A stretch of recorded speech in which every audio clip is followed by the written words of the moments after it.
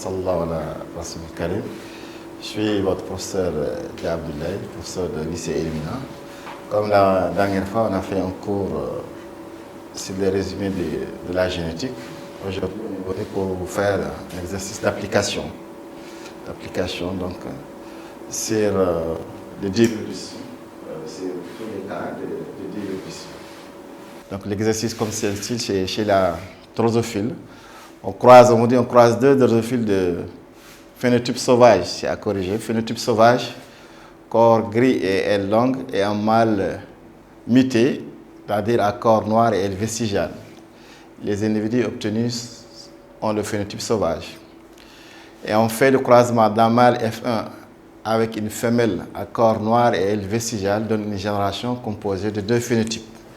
Puis on prend le croisement d'une femelle de F1 avec un mâle à corps noir et aile vestigiale aussi. On a 4 phénotypes. Donc là, on vous donne les phénotypes sauvages. Phénotypes sauvages, c'est-à-dire des phénotypes qui sont à l'origine. Vous savez qu'un allèle vient toujours d'une mutation d'un allèle qui est pris après le changement de caractère, des caractères d'origine qu'on appelle les caractères sauvages. Donc tout allèle provient d'une mutation d'un allèle qui préexistait. Donc d'où le terme sont utilisés, on vous donne donc les allèles mutés. Un mâle muté, c'est-à-dire qui porte des caractères qui sont apparus après la mutation. Les caractères sauvages sont des caractères d'origine. Donc là, on vous donne chez ces drosophiles, donc phénotype sauvage, c'est-à-dire des caractères d'origine. Donc phénotype, c'est le phénotype qu'il faut changer. Donc corps gris et aile longue. Et on dit un mâle mutant, des caractères qui sont apparus après le changement, qu'on appelle donc corps noir, aile vestigiale. Donc chez la drosophile, les caractères sauvages, c'est corps gris, aile longue, yeux rouges, soie normale. Tout ça, ce sont des caractères sauvages. Tous les autres caractères que vous voyez après sont des caractères qui sont apparus après des mutations. Donc c'est pour cela qu'on les appelle des caractères mutés. Donc ce croisement a donné une génération F1 qui est composée de phénotypes sauvages. Donc c'est une génération homogène et ressemblant à l'un des parents. Donc la première chose au niveau de la génétique, ce qu'on vous demande, c'est de déterminer le nombre de caractères étudiés, le nombre de couples d'allèles ou le nombre de gènes étudiés. Donc comme on est dans un cas de dihybridisme, vous dites 2 caractères, 2 gènes, 2 couples d'allèles ou 4 allèles. Donc couple, ça veut dire c'est par 2. Donc on a 2 caractères qui sont étudiés, ou bien vous dites 2 gènes qui sont étudiés, ou bien vous dites 2 couples d'allèles ou 4 allèles. Tout ça, c'est la même chose. Donc, la première question qu'on demande, c'est préciser le nombre de couples d'allèles et dire de quel type d'hybridisme il s'agit. Donc, au niveau de l'introduction du cours, on avait dit, si on a un seul caractère, ou un couple d'allèles, ou un gène, on dit on est dans un cas de monohybridisme. Maintenant, si on est dans le cas de dihybridisme, on a 2 caractères, 2 gènes, 2 couples d'allèles ou même 4 allèles. Donc, on est dans un cas de dihybridisme. Donc, la première question qu'on vous pose ici, c'est de dire, préciser le nombre de couples d'allèles. Donc, solution.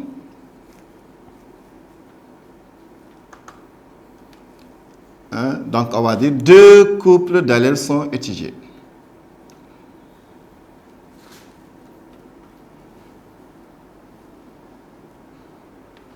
Sont étudiés.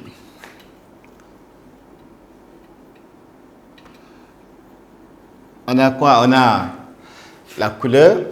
Donc, il y a un couple d'allèles qui est la couleur, qui peut être gris et noir. Ça, c'est un couple d'allèles. Et un deuxième couple d'allèles qui représente la taille ou l'aspect, donc la taille des ailes, peut être longue ou vestigiale. Ça, c'est un couple d'allèles. Et un couple d'allèles, comme on l'a vu la dernière fois, c'est les allèles qui occupent le même emplacement sur le chromosome. C'est ça qu'on appelle couple d'allèles. Les allèles qui occupent le même locus. C'est ça qu'on appelle couple d'allèles. Donc, pour la couleur gris et noir, pour la taille, vous avez longue et vestigiale. Donc, comme on a 2 couples d'allèles, 2 caractères, 2 gènes, donc on est dans un cas de dihybridisme. Cas dans dihybridisme.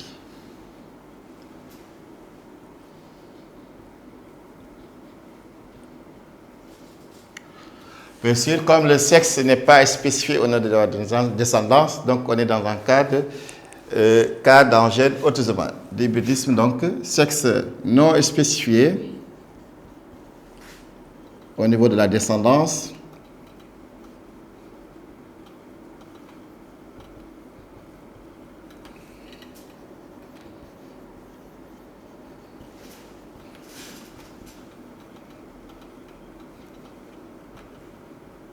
Donc, transmission autosomique. Cas d'angène autosomal.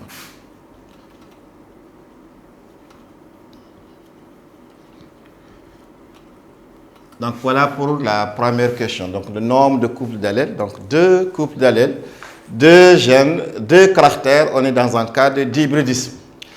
Préciser maintenant s'il y a une dominance ou récessivité ou codominance. Donc, comme je vous ai dit, donc, si la descendance est homogène, on regarde les phénotypes. Si on a un phénotype parental, on est dans un cas de dominance. Si on a un nouveau phénotype, on dit qu'on est dans un cas de codominance. Maintenant, là, on constate que F1, non seulement est homogène, mais ressemble à l'un des phénotypes parentaux. Donc, il s'agit d'un cas de dominance absolue. 2. Donc, on va dire que F1 est homogène.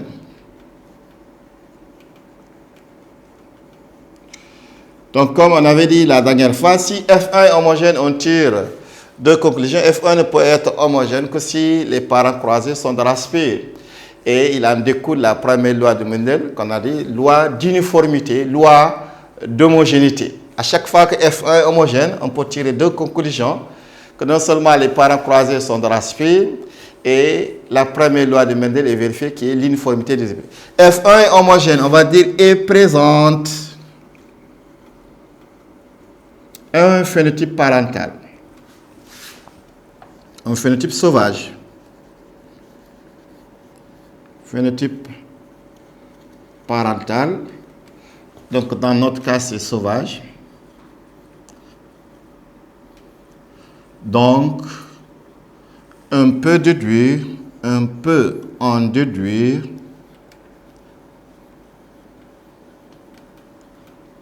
que 1. Les parents sont de race pure, les parents croisés.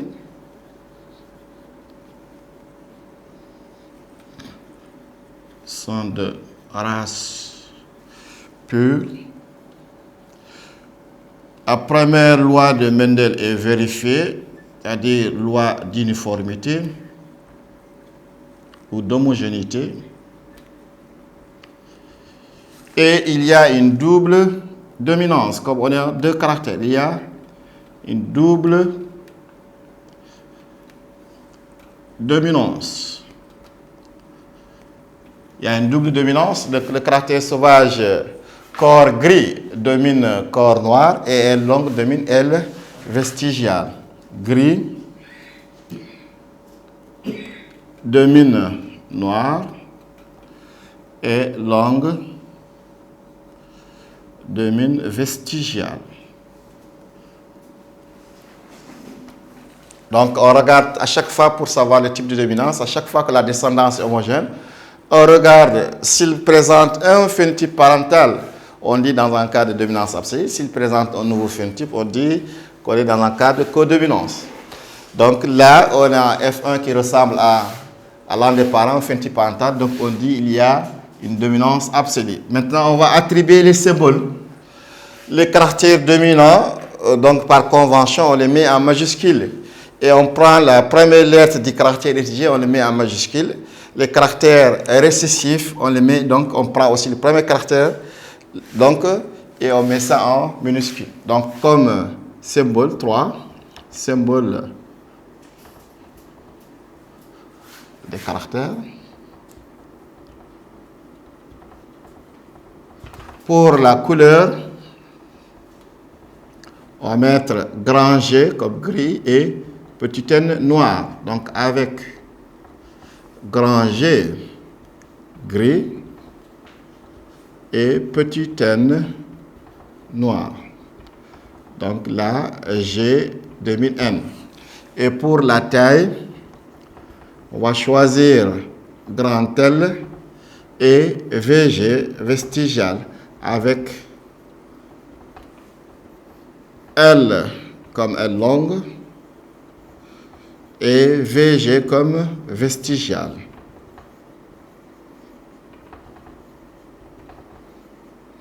Donc, L domine vestigial. Voilà les symboles donc, de carte. Si l'exercice n'a pas donné attribué aux symboles, on peut choisir les symboles.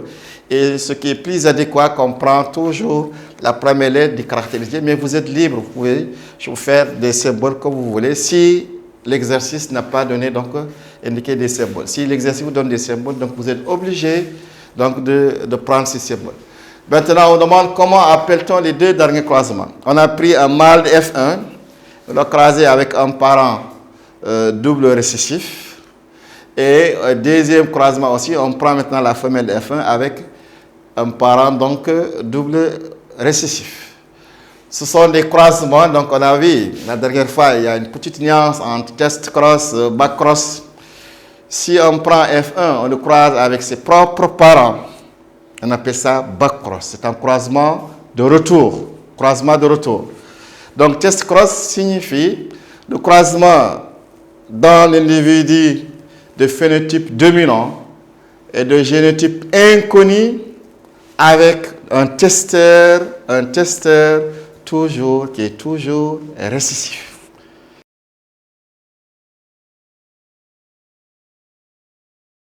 Quatre. Donc, mâle F1 croisé avec une femelle N VG et femelle F1 croisée avec un mâle NVG. Ces deux derniers croisements sont appelés test cross. Donc ces deux derniers croisements sont appelés des tests cross.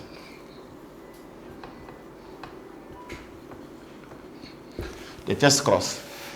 Donc, dire de quelle répartition statistique devrait nous donner chacun de ces croisements. On vient des gènes indépendants. Donc, nous, on attend, dans un cas d'hybridisme, selon les lois de Mendel, on attend, quand on croise un individu hybride avec un parent double, qu'on attend 4 phénotypes de proportion identique en quart.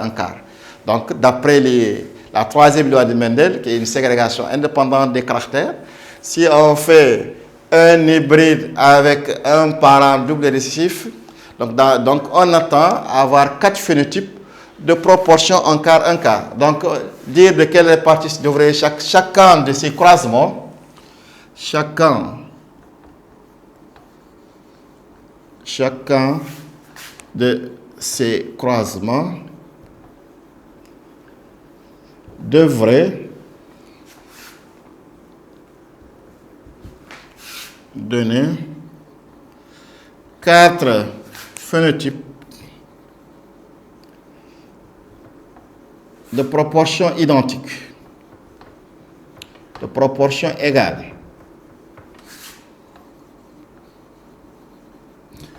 Un quart.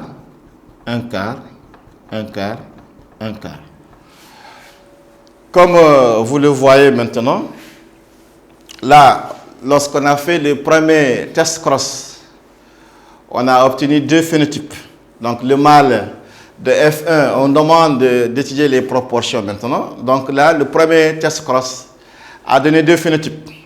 Donc, ces résultats obtenus sont différents des résultats attendus déjà. On a 2 phénotypes. Nous, on attendait avoir 4 phénotypes. Le premier test cross nous donne 2 phénotypes, 523, donc 17. Ça, c'est des proportions de type 1,5. Et le deuxième test cross aussi, on a 4 phénotypes, mais des 4 phénotypes de proportions différentes de 1 quart. Donc, de vue déjà, avant même de calculer, on sait que ces proportions donc, ne sont pas identiques aux proportions attendues. Donc, nous, on attendait à avoir 4 phénotypes en quart. Or là, le premier test cross donne 2 phénotypes de proportion 1,5. Et le deuxième test crossing donne 4 phénotypes, mais qui sont identiques 2 à 2, 2 majoritaires de type parenteux et 2 minoritaires de type recombiné. Donc, ces proportions obtenues sont différentes des résultats attendus. des résultats attendus. Donc, on nous demande de calculer, sixième question, étudier les proportions. Donc, on va les calculer. Calcul des proportions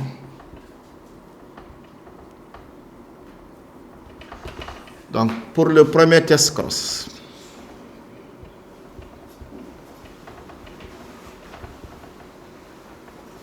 On a mâle F1, femelle N, VG. Donc, on va vous donner une petite méthodologie comment le faire. Donc, on a effectif,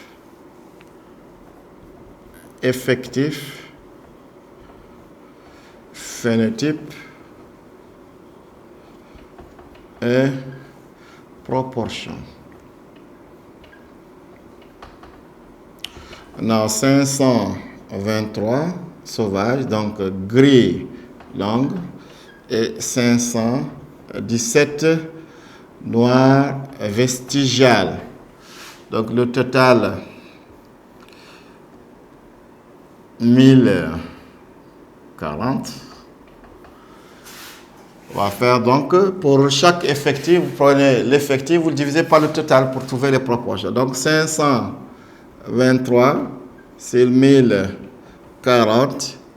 517, c'est 1040. Donc approximativement, c'est un demi. Sensiblement égal à un demi. Donc le premier test cross nous donne deux phénotypes.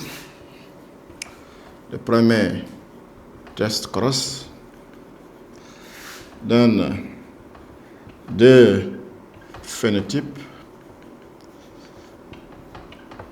de proportion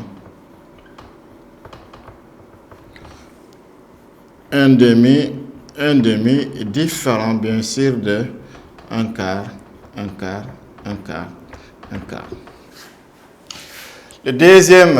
Pour le deuxième test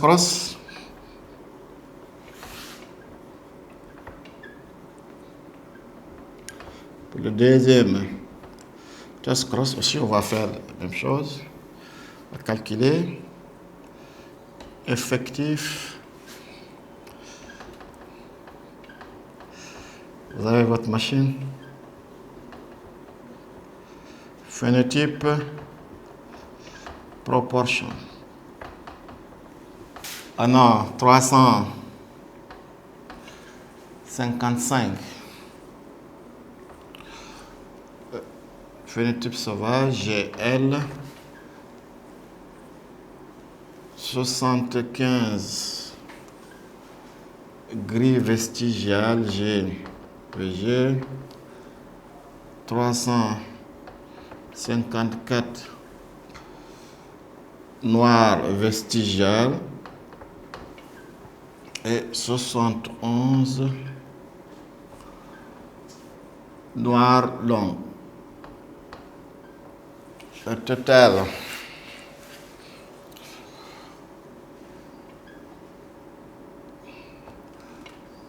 6 non 15. Ça fait 855. 355 maintenant divisé par 855. 75 par 855.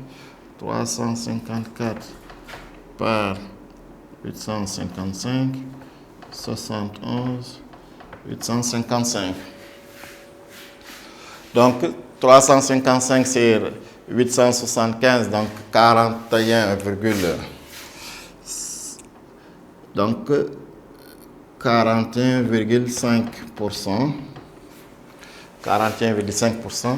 Donc là aussi, 41,5% et sensiblement. Donc 8,5%. Sensiblement égal à 8,5%. Donc on a 4 phénotypes, donc identiques, deux majoritaires de type parenteux et deux minoritaires de type recombiné. Donc nous on attendait avoir 4 phénotypes de proportion en quart, comme vous voyez au niveau des résultats, lorsqu'on a calculé, le premier test cross, lui, c'est deux phénotypes différents en quart. Et le deuxième test cross a donné 4 phénotypes, dont 2 majoritaires de type parentaux et 2 minoritaires de type recombinés. Donc ces résultats obtenus sont différents des résultats attendus. Donc on nous demande de dire à quelle loi s'opposent ces résultats statistiques. Donc ces résultats statistiques s'opposent à la troisième loi de Mendel. Donc nous on attendait avoir 4 phénotypes de proportion égale 1 quart. Or là, le premier test cross a donné 2 phénotypes de proportion 1,5 et le deuxième a donné 4 phénotypes dont 2 majoritaires de type parentaux ayant une fréquence supérieure à 50% et 2 minoritaires donc ayant une fréquence inférieure à 50%. Donc ces répartitions statistiques s'opposent à la troisième loi de Mendel qui est la loi de ségrégation indépendante des caractères.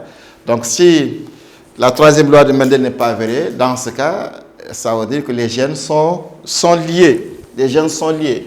Donc, le premier test, quand on a eu 2 phénotypes, le linkage est absolu. Parce qu'on est chez la drosophile. Le mâle de la drosophile ne fait jamais de crossing over. Et le deuxième test cross, on a eu 4 phénotypes avec la présence des phénotypes recombinés. Ça montre que la femelle de F1 chez la drosophile fait le crossing over. Donc, le linkage est partiel. Donc, on demande de préciser à quelle loi s'opposent ces répartitions statistiques. Ces répartitions statistiques s'opposent à la troisième loi de Mendel. Pour la 7e question. Ces proportions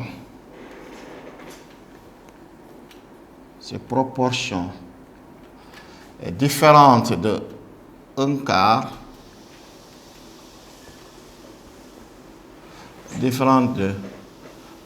quart, s'opposent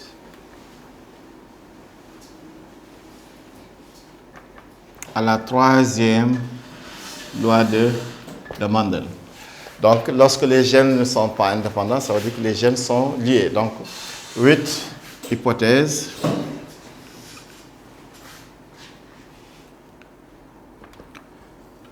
La troisième loi de Mendel n'est pas vraie, donc les gènes sont liés. Les 2 gènes sont liés. Le premier test cross, linkage absolu. Linkage absolu pour montrer que chez la drosophile, le mâle ne fait pas de crossing, linkage absolu. Le deuxième test cross, on a eu 4 phénotypes dont 2 majoritaires de type parentaux à une fréquence supérieure à 50% et 2 phénotypes minoritaires ayant une fréquence inférieure à 50%. Donc le linkage est partiel pour montrer que chez la drosophile, la femelle fait le crossing over. Linkage partiel. Femelle de F1 bien sûr. Linkage partiel. Donc voilà la démarche pour émettre une hypothèse. À chaque fois, donc il n'y a que 2 possibilités en génétique. Donc les gènes sont soit indépendants dans le cas d'une ségrégation indépendante des caractères, sinon les gènes sont liés. Les proportions sont au quart, sont au 16e. Donc dans le cas d'un test cross, proportion au quart. Dans le cas d'une F2, F1, les proportions au 16e, donc ségrégation indépendante des caractères, gènes indépendants. Sinon, les proportions ne sont ni au quart, ni au 16e, donc on dit les gènes sont liés. Et dans le premier test cross, on a un linkage absolu. Et dans le deuxième cas, on a un linkage partiel. Donc maintenant, on va vérifier. Donc une fois que vous avez émis votre hypothèse, ce qui reste, c'est la vérification. Vous faites des vérifications, on va écrire les phénotypes, les génotypes, on fait le croisement et on cherche à atteindre, vérifier les résultats pratiques qu'on a vus pour comparer ça avec les résultats théoriques au niveau de l'échiquier. Donc 8, 9 maintenant, écrire les génotypes des parents dans le premier croisement. 8, 9 maintenant. Donc on va mettre les parents. Donc parents, le premier parent, on va l'appeler P1. Le deuxième, on va l'appeler P2. Phénotype. Donc, on a croisé des drophiles corps gris, L longue, donc G, L, le phénotype, on le met entre crochets. Et le deuxième parent, noir vestigial, NVG. Génotype maintenant, c'est l'ensemble des allèles étudiés, donc, ou des gènes étudiés. Génotype. Donc, les gènes sont liés, on met une seule fraction. Double fraction. Les deux traits signifient paire de chromosomes homologues. Ces deux traits, il ne faut pas faire un seul trait. Ces traits ont leur signification. Ça signifie les paires, on est chez les diploïdes, ça signifie paire de chromosomes homologues. Donc, G, L, montrant, donc les gènes sont liés. Ça, c'est l'emplacement qu'on appelle locus. Donc, l'emplacement du gène, c'est le chromosome. Croisé avec N, VG bien sûr, vestigial, noir, vestigial. Donc ça c'est l'écriture génotypique. Si vous voulez, vous mettez des parenthèses. Voilà l'écriture génotypique. GL, les parents sont dans la spure, on met GL et NVG. Puis les gamètes. Donc leurs gamètes, un individu de race pure produit un seul type de gamète. Un individu de race pure produit donc un seul type de gamète. Donc on aura gamètes 100% GL et 100% NVG.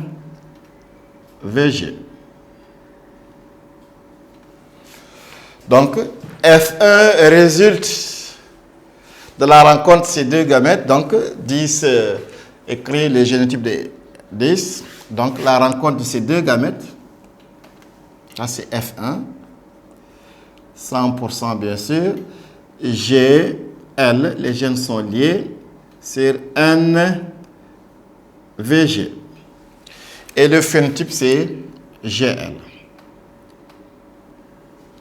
Donc F1 est hybride parce qu'il est issu de deux parents, donc de phénotypes différents. Donc il est hybride. Les parents sont de race pure et ça montre aussi la première loi de Mendel est vérifiée. Mendel dit quand on croise des parents de race pure, la première génération elle est identique entre elles du point de vue phénotype et du point de vue génotype.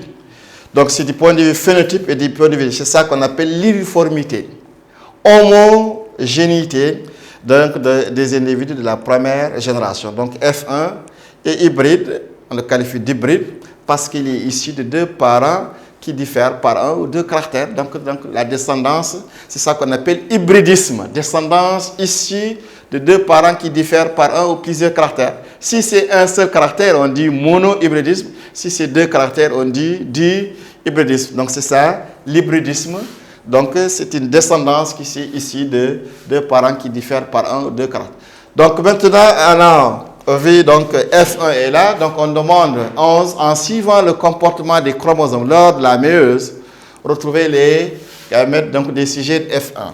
Donc, là, on a vu qu'au niveau de la drosophile, ça, c'est valable seulement pour la drosophile, le mâle qui ne fait pas de crossing over. Parce que le chromosome Y chez la drosophile, il est vide, il ne contient pas de caractère.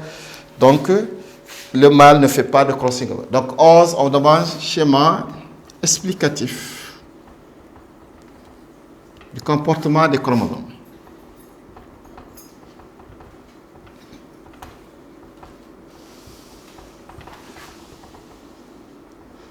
Du comportement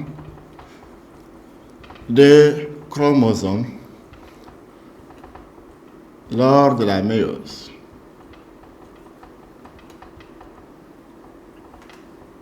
Chromosome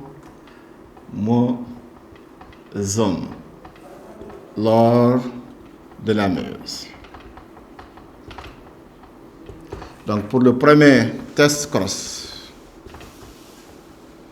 on avait vu mâle F1, donc de phénotype GL. Donc là, donc ce que vous écrivez horizontalement, vous le ramenez verticalement. Donc comportement de G, L, N,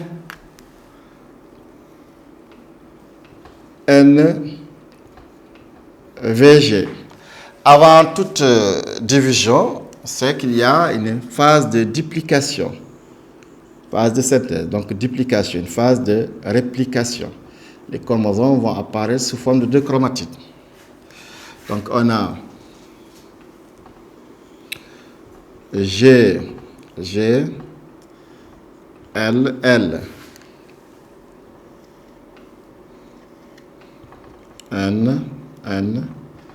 VG. Donc la méiose sans crossing over, on est chez le mâle. Donc le résultat, le méiose sans crossing over maintenant, division réductionnelle puis division équationnelle, on n'aura que deux types de gamètes ici. Donc après la division réductionnelle, division équationnelle, on en a un gamète GL, un demi, et un autre gamète NVG, donc un demi. Ça c'est méiose sans crossing over chez le mâle. Méiose sans crossing over chez le mâle. Donc ces résultats que vous avez ici, 41,5, 41,5, c'est-à-dire dans 83%, le linkage est absolu. Maintenant, dans 17%, et donc on a un crossing over. C'est pour cela qu'ils sont minoritaires. Les parentaux sont majoritaires parce qu'ils se forment de deux façons. Ils se forment par méiose sans crossing over. Vous avez vu qu'on n'a que des parentaux. Et on va voir si lors du crossing over, il y aura des parentaux et il y a des recombinés. C'est pour cela que les parentaux sont toujours majoritaires parce qu'ils se forment de deux façons. Ils se forment avec un méiose sans crossing over et méiose avec crossing over. Par contre, les recombinés sont minoritaires parce qu'ils ne se forment que lors du brassage intrachromosomique. Et le crossing over, c'est un événement rare, c'est un phénomène rare. Donc vous avez ici, c'est dans 17% seulement des cas qu'il y a eu crossing over. C'est pour cela que les phénotypes recombinés sont minoritaires. Donc là, maintenant, on va voir chez la femelle comment ces phénotypes minoritaires, comment ils se sont formés. Donc, on a maintenant le deuxième test cross. On a pris femelle F1, toujours GL. Donc, on aura toujours GL et NVG. Donc, duplication,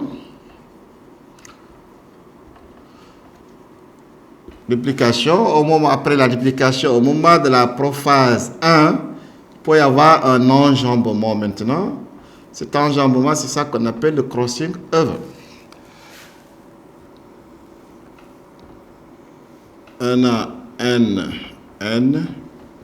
VG. Ce point d'intersection, on appelle ça chiasma. Ça, c'est en prophase 1. Au moment de la séparation, à la fin de la division réductionnelle, séparation des chromosomes homologues, lors de la séparation, il peut y avoir cassure et échange de fragments entre chromosomes homologues. Donc, il faut que les chromosomes homologues avec les chromatides non sœurs. Ces deux chromatides, ce sont des chromatides non sœurs. Les chromatides noires sont des chromatides sœurs et les chromatides bleues sont des chromatides sœurs. Maintenant, entre le bleu et le noir, on les appelle des chromatides non sœurs. L'échange se fait entre ces deux chromatides et ce phénomène est appelé crossing over. Donc, division réductionnelle, au moment de la séparation des chromosomes homologues, il peut y avoir une cassure et échange de segments. Donc, G, on a toujours ici L. Là, maintenant, on a un échange de fragments. On aura VG. Et l'autre partie, donc, on a N, VG. Et là, on a L. À chaque fois que vous voyez un chromosome dupliqué qui porte des allèles différents, ça veut dire qu'il y a eu un crossing over. Le brassage est intrachromosomique et ça montre que les gènes sont liés.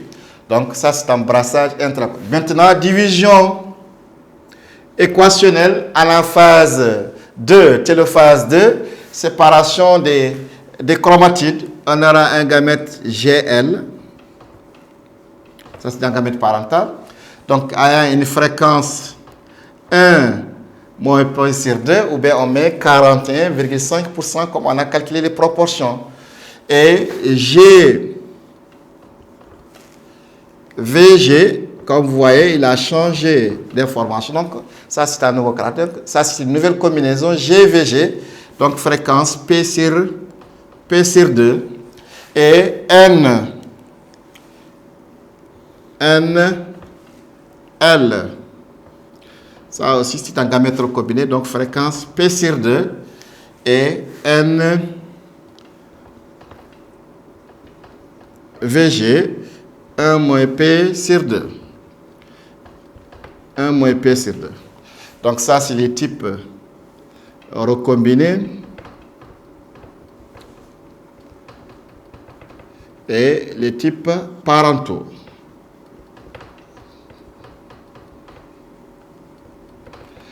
Donc voilà comment ces deux phénotypes recombinés minoritaires comment se forment donc par brassage intrachromosomique par un phénomène qu'on appelle crossing over. Question donc 12. L'échiquier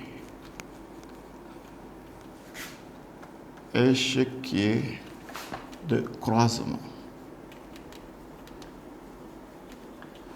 Le premier test cross.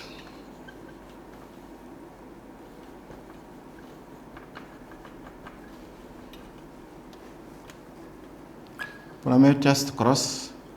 Donc on a dit mâle F1 avec femelle NVG. Donc on a vu les gamètes, c'est GL NVG croisé avec NVG NVG. Donc là on rappelle, on réécrit ça. On a deux types de gamètes, un demi de GL, un demi de NVG. Là on a 100% NVG.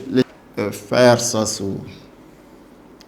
comme on vient de fabriquer tout de suite, de voir comment ces deux gamètes se forment lors de la méiose.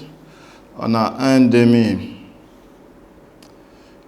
GL, un demi NVG. Et là, on a mâle de F1, femelle. Donc, un seul type de gamète, NVG. Donc, on aura cette cellule F qui est là, un demi de GL, NVG. Et le phénotype, ce sera GL. Un demi NVG. Et le phénotype est NVG. Donc là, on a le résultat, on a un demi de GL et un demi de GL, un demi de NVG, donc qui est égal, on a vu 523 sur 1040, là 517 1040. Donc ça, c'est pour le premier test cross. Pour le deuxième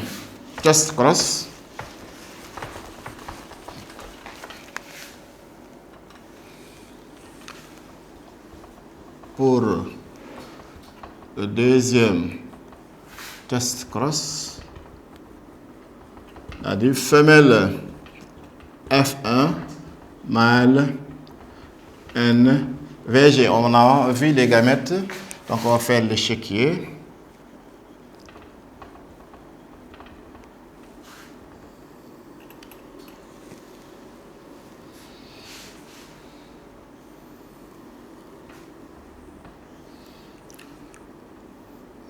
Femelle F1, mâle NVG. Donc là, on a vu ici, on a un seul gamète, NVG. On a 1 moins P sur 2 GL.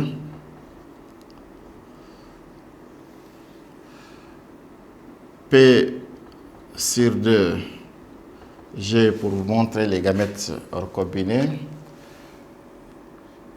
VG. P sur 2. NL.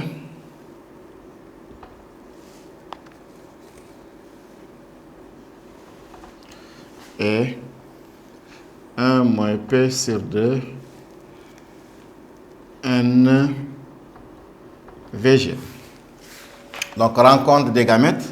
On aura donc une cellule F qui aura une fréquence bien sûr de 1 moins P sur 2 GL N VG. Donc, phénotype, ça sera GL. La deuxième combinaison, on aura G VG avec NVG avec une fréquence de P sur 2. P sur 2, c'est un gamète recombiné. G VG, phénotype recombiné. P sur 2 aussi, donc on aura une autre combinaison. NL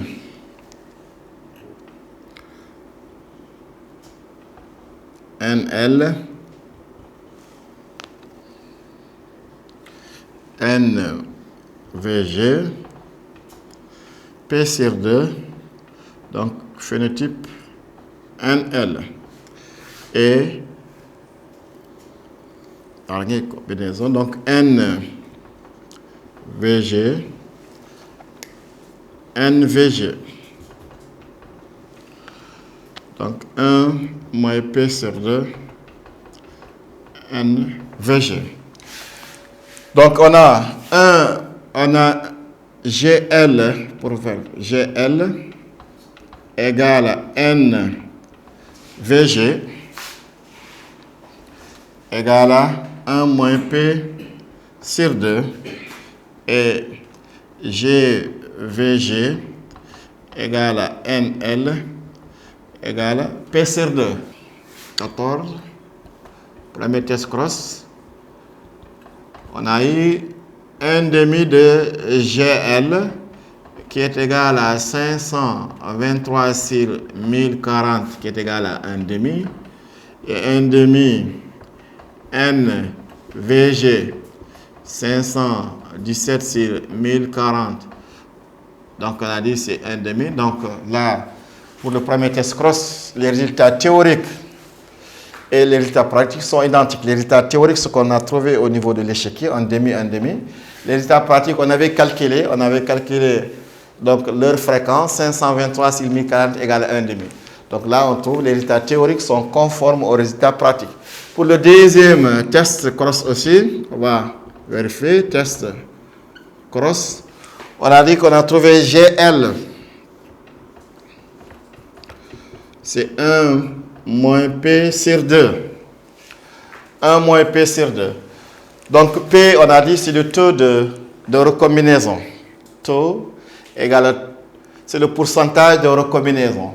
On avait calculé les proportions. Donc, au niveau, les recombinés sont là. On va calculer P. Les recombinés, c'est P sur 2 plus P sur 2. P sur 2 plus P sur 2, donc 8,5% plus 8,5%. Donc P sur 2 plus P sur 2, ça donne 2P sur 2 qui est égal à P. Donc P égale 17%. Donc vous avez plusieurs façons de calculer P. Si vous avez déjà calculé les proportions, vous pouvez prendre un phénotype recombiné et vous cherchez sa fréquence. Donc P égale 2 fois le pourcentage. Donc comme on est dans un test cross, les recombinés c'est P sur 2 plus P sur 2. Donc P sur 2 égale P. Donc P égale directement le nombre de phénotypes recombinés, c'est le total. Donc vous pouvez prendre, donc P égale le nombre de phénotypes recombinés, c'est le nombre de phénotypes total. Vous prenez les deux minoritaires, 75 plus 71, sur le total des phénotypes fois 100, vous trouvez P. Ou bien quand vous calculez proportion, et vous pouvez calculer P. Ou bien, donc, vous savez que GL égale 1 moins P sur 2. Vous avez trouvé donc au niveau de l'échiquier. Vous regardez l'effectif de GL, Grillon, donc 355. Vous prenez 355, vous le divisez par le total, vous allez trouver la même chose. Donc il y a plusieurs façons donc, de calculer P. Donc là, je vous donne cette méthode. Donc on a déjà calculé. Vous prenez les deux recombinés, P sur 2 plus P sur 2, vous additionnez leur fréquence. Ou bien vous prenez l'an définitif recombiné, P sur 2 égale 8,5. Donc P égale 2 fois 8,5. Donc on va remplacer P au niveau de...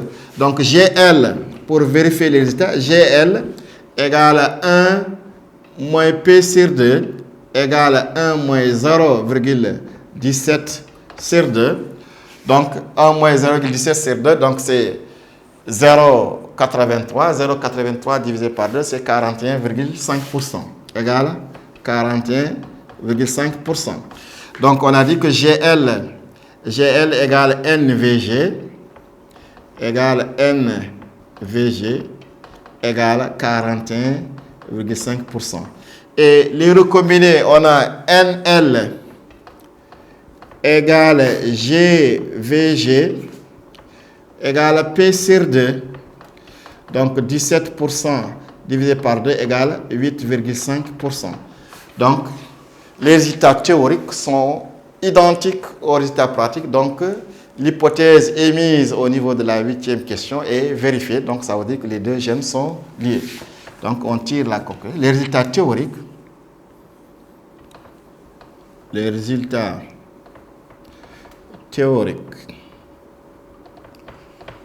sont identiques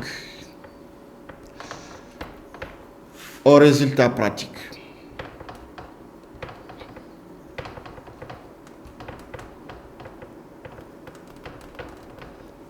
Donc l'hypothèse émise au niveau de la 8e question est vérifiée.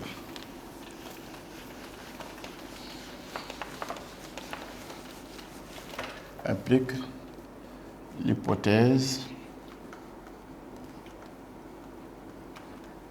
émise en 8 et vérifiée, donc qui implique que les deux gènes sont liés.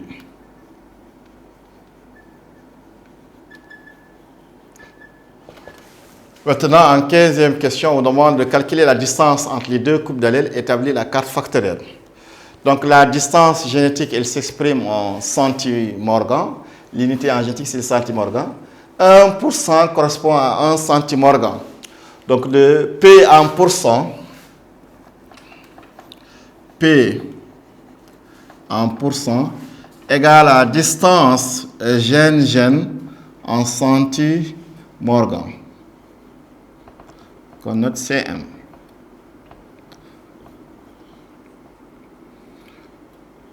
CM. Donc, comme on a déjà calculé P, donc la distance gène-gène, donc distance entre G, N et L, VG, égale 17 centimorgan. Donc, la carte factorielle, c'est comme un segment. Donc, on met segment comme ça.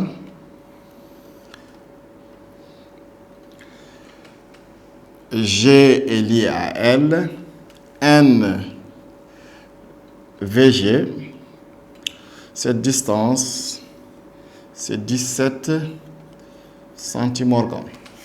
Voilà, donc la carte factorielle, c'est la position relative des gènes sur le chromosome. Donc c'est ça qu'on appelle donc la carte factorielle. Une fois que vous avez calculé la distance, donc P en pourcent égale la distance gène-gène en centimorgan, vous établissez votre carte factorielle, c'est la position relative des gènes sur le chromosome, l'alignement des gènes sur le chromosome.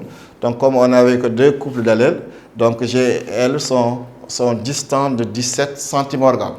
Donc, le brassage intrachromosomique dépend de la distance entre les couples d'allèles. Le brassage interchromosomique dépend du nombre de couples d'allèles.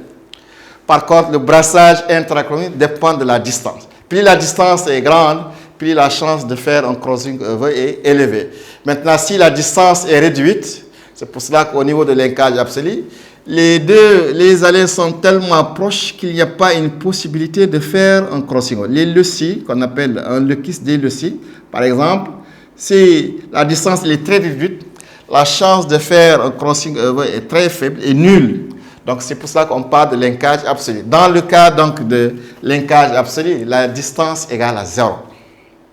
Dans le cas de linkage partiel, donc la distance elle est comprise entre 0 et 50%. Donc la distance génétique, dans le cas des gènes liés, est toujours inférieure à 50%. Donc faites attention, à chaque fois que vous avez trouvé une distance supérieure ou égale à 50%, ça veut dire que il faut revoir vos calculs. Donc la distance génétique, elle est comprise entre 0 et 50%. Dans le cas, parfois, on pose au niveau des gènes indépendants maintenant, la distance donc, est égale à 50%. Pour ça que vous avez des recombinés 1 quart plus 1 quart, ça fait donc 1 demi, donc c'est 50%. Donc voilà pour cet exercice d'application qu'on a essayé de vous faire. J'espère que ça vous a aidé un peu au niveau de vos révisions. Et je vous remercie donc jusqu'à la prochaine séance si tout va bien.